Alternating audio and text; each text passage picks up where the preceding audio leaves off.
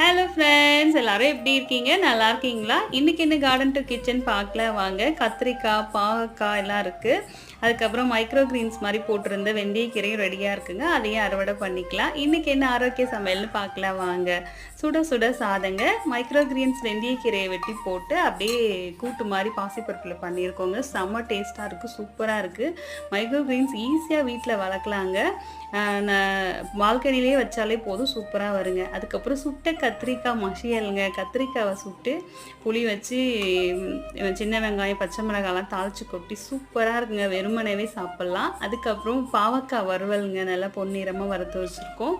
இன்றைக்கி பார்த்திங்கன்னா ஆரோக்கிய சமையலில் இதெல்லாம் தாங்க பண்ணியிருக்கோம். செம்ம டேஸ்ட்டாக சூப்பராக எல்லாம் இருக்குங்க. பாவக்காய் வறுவல் குழந்தைங்க விரும்பி சாப்பிட்றாங்க, அதனால் நான் இந்த மாதிரியே பண்ணிடுறேங்க.